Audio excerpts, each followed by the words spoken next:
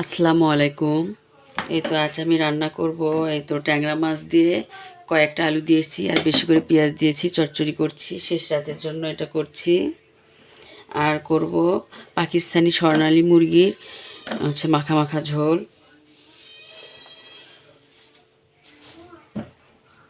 এই তো পরিমাণ মতো লবণ দিয়ে দিলাম এবং পরিমাণ মতো হলুদ। এখন আমি হাতে মেখে দিব। এই তো বেশি পেঁয়াজ দিয়েছি আর একটু সামান্য 2-3টা আলু দিয়েছি। এটা মাখা মাখা একবারে হবে, চচ্চড়িটা খুবই ভালো লাগে এরকম করে বেশি করে পেঁয়াজ দিয়ে চচ্চড়ি করলে। আর শুধু পেঁয়াজ আর মরিচে চচ্চড়ি করলেও খুব ভালো লাগে, দুই রকম টেস্ট। তো আমি আজকে আলু দিয়েছি, আমার হাজব্যান্ডের এটা পছন্দ আর আমার পছন্দ পেঁয়াজ মরিচ চচ্চড়ি, শুধু পেঁয়াজ আর মরিচ চচ্চড়ি। ওই ট্যাংরা মাছের সঙ্গে পেঁয়াজ আর মরিচটা শুধু মাখা মাখা থাকবে, মানে গায়ের সাথে লেগে থাকবে, ওই চচ্চড়িটা আমার খুব ভালো লাগে। আর টমেটো থাকবে।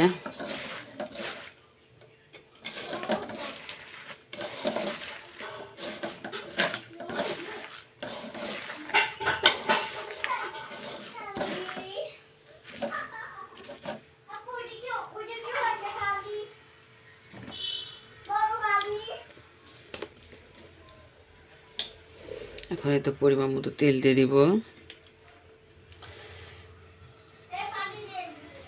তেল দিলাম আর একটু দিব সামান্য।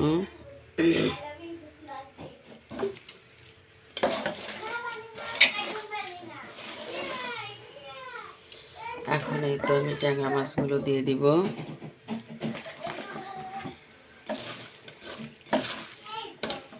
একটু মনে হয় হলুদ লাগবে, সামান্য একটু হলুদ লাগবে।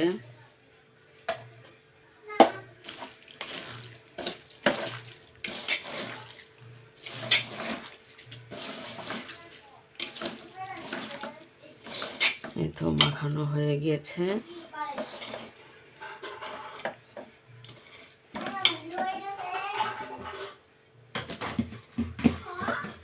মাখানো শেষ। এখন আমি একটু সামান্য পরিমাণ মতো পানি দিব, যেহেতু নতুন আলু পানি খুবই কম লাগবে।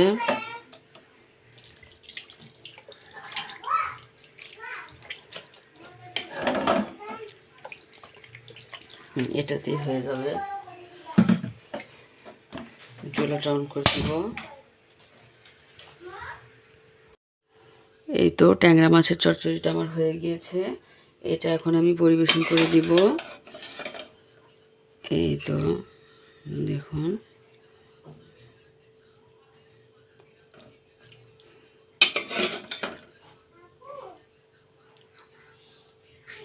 এই তো দেখুন আমার ট্যাংরা মাছের চচ্চড়িটা কত সুন্দর হয়েছে দেখুন।